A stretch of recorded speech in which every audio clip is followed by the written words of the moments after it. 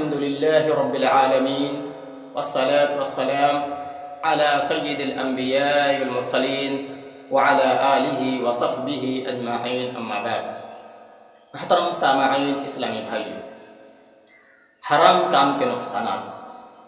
محترم سامعین، ایک آدمی ہوتا ہے، وہ حرام کمائی کرتا ہے اور اس حرام کمائی سے حرام کے گھر خریدتا ہے، حرام کی فلاٹیں خریدتا ہے، حرام کی گاڑیاں خریدتا ہے، حرام کی چیزیں کھانے پینے کا سامان خریدتا ہے. محترم سامعین، ایک آدمی جو کہ حرام کماتا ہے اور حرام کی کمائی سے ساری چیزیں خریدتا ہے، گھر خریدتا ہے جس میں وہ رہتا ہے جو کہ حرام کا ہوتا ہے، حرام کی گاڑی خریدتا ہے جس سے وہ سفر کرتا ہے، اور حرام کے کھانے پینے کا سامان خریدتا ہے جس کو اپنے حلق کے اندر لے جاتا ہے. محترم سامعین، کیا اس کے عبادات قبول ہوتے ہوں گے؟ کیا اس کے روزے اور نماز قبول ہوتے ہوں گے؟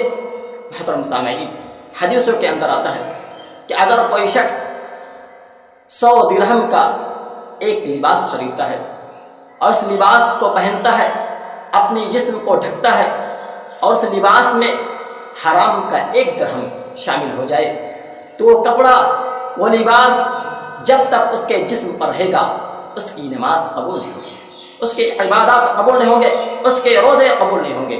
محترم سامعین، تو پھر ہم اور آپ لوگ یہ کیسے ٹھان لیتے ہیں کہ ہماری نمازیں قبول ہوتے ہوں گی، ہماری عبادتیں قبول ہوتی ہوں گی، ہمارے روزے قبول ہوتے ہوں گے، ہمارے صدقات و خیرات قبول ہوتے ہوں گے؟ محترم سامعین، دوسرے نقصانات. محترم سامعین، جو لوگ حرام کماتے ہیں اللہ تبارک و تعالیٰ ان کے دلوں کو سخت کر دیتے ہیں. حضرت حسن بصری رحمہ اللہ کہا کرتے تھے کہ بندوں پر اللہ تبارک و تعالیٰ کا سب سے بڑا عذاب یہ ہے کہ اللہ تبارک و تعالیٰ حرام کمائی کرنے والوں کے دلوں کو سخت بنا دیتا ہے. محترم سامعین، ایک آدمی امام احمد بن حنبل رحمہ اللہ کے پاس ایک سوال لے کر آیا. وہ کہنے لگا کہ امام احمد بن حنبل رحمہ اللہ، جب میرے سامنے میرے پاس اللہ اس کے رسول کی باتیں کی جاتی ہیں تو میرا دل خوف نہیں کھاتا، میرا دل سخت ہے. اس کی وجہ بتا دیجیے، آخر کیا وجہ ہے؟ یہ کیسے صحیح ہوگا؟ امام احمد بن حنبل رحمہ اللہ فرماتے ہیں کہ تم حلال رزق کو تلاش کرو، حلال رزق کو کھاؤ.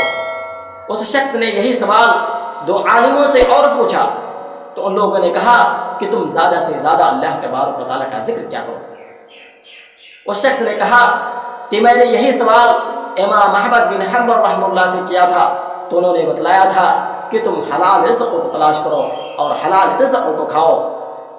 تو ان دونوں عالموں نے کہا کہ امام احمد بن حنبل رحمہ اللہ جو بتلا رہے ہیں وہ بنیادی چیز بتلا رہے ہیں، یعنی سب سے پہلے تمہیں حلال رزق کو تلاش کرنا ہوگا، حلال رزق کو کھانا ہوگا، حرام کمائی سے بچنا ہوگا. اس کے بعد تمہیں اللہ تبارک و تعالیٰ کی عبادات کرنی ہوگی، اس کے بعد تم اللہ تبارک و تعالیٰ کے ذکر کرو. محترم سامعین، گویا معلوم ہوا کہ ہمیں اور آپ کو سب سے پہلے حلال رزق کو اختیار کرنا ہوگا. گویا کہ جو شخص حرام کام کرتا ہے اللہ تبارک و تعالیٰ ان کے دلوں کو سخت بنا دیتا ہے. آپ دنیا کے اندر نظر دوڑائیں تو آپ ہزاروں لوگوں کو دیکھ سکتے ہیں.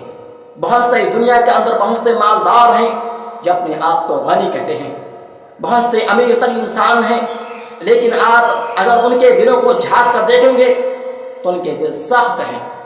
گویا کہ ان کے بغل میں غریب ہوتے ہیں، ان کے بغل میں پڑوسی ہوتے ہیں، ان کے بغل میں رشتہ دار ہوتے ہیں، ان کے بغل میں اعزاء و اقارب ہوتے ہیں جو کہ کمزور ہوتے ہیں. وہ ان پر رحم نہیں کرتے، ان پر ترس نہیں کھاتے. اس کی وجہ کیا ہے؟ اس کی وجہ یہی ہے کہ وہ لوگ حرام کمائی کرتے ہیں، اس لیے اللہ تبارک و تعالیٰ ان کے دلوں کو سخت کر دیا ہے.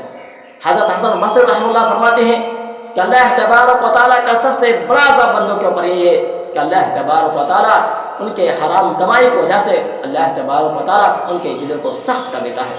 گویا کہ وہ دوسروں کو رحم نہیں کھاتے، غریبوں پر رحم نہیں کھاتے، مسکینوں پر رحم نہیں کر پاتے.